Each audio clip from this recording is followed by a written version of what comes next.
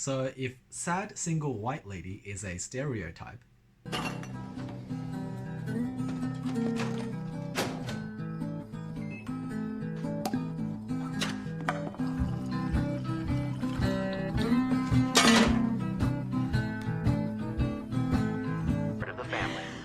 so alone! why isn't sad single Asian guy one?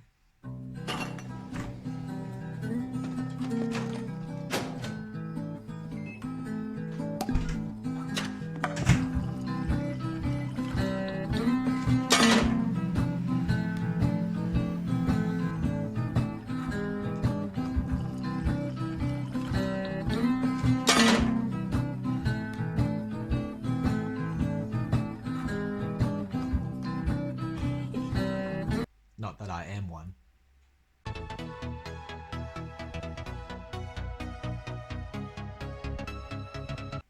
Hey everyone, welcome to MPT Tuesday Teaching. More quarantine robe styles today, except this time it also serves to honor the subject of today's lesson, the sad single lady, Rosemary Dobson. Rosemary Dobson was a poet who was basically obsessed with how things stay the same. Her works, of which 7 of her poems are assigned for the common module Texts and Human Experiences, are basically concerned with the constancy and continuity of self, and how perspectives are basically unaffected by life's experiences.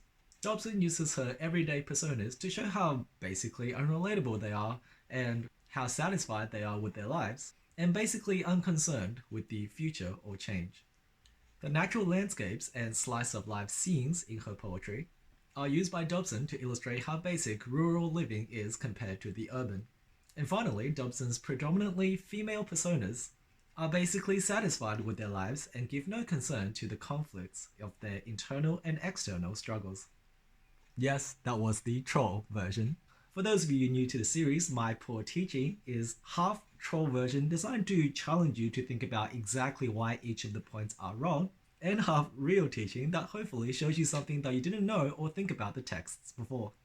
I've kept the poor version a bit shorter today to get in some more actual analysis because this was a request from one of my students. Hello, Olivia. Anyway, Rosemary Dobson can be summarized with Australian poet, natural pastiche, and an exploration of the temporal and changing landscapes, both external and internal. I know that last one was significantly longer than the other two. Her poems have recurring motifs of time, nature, and death, and explore the themes of nostalgia, uncertainty, and the internal conflicts of her characters, particularly referring to the identities and responsibilities that come with womanhood. Change is also a very big factor of Dobson's works, and whichever poems of hers that you select to analyze in your final essay should contain some kind of before and after element, as well as an analysis of the transition of how these changes in perspectives occurred. Some specific concerns on writing about Dobson for the common module is remembering the module is called Texts and Human Experiences. Therefore, as part of your responses, be sure to include actual human experiences when you decide which themes to analyze for your body paragraphs, while keeping a healthy mix of the individual as well as collective human experiences, which are the main focus of this module, as well as keeping in mind the other syllabus keywords of behavior, motivation, anomaly, paradox, and inconsistency, all of which can be found in Dobson's works. Relating to form and structure, Dobson makes heavy use of her settings, as well as the progression of chronology, which is sometimes linear and sometimes cyclical, to aid her narrative and biographical accounts of her personas' journeys. In summary, Dobson's natural scenes and individual personas reflect the universally shared experiences of identity, growth, and one's place in the world. And her works explore what is lost, gained, and recontextualized in the perpetually changing journeys of the self.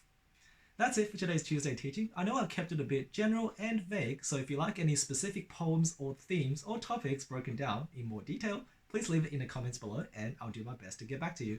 That's been my poor take. Thank you for watching. See you in a couple of days for some poor tech. And until then, keep learning and take care.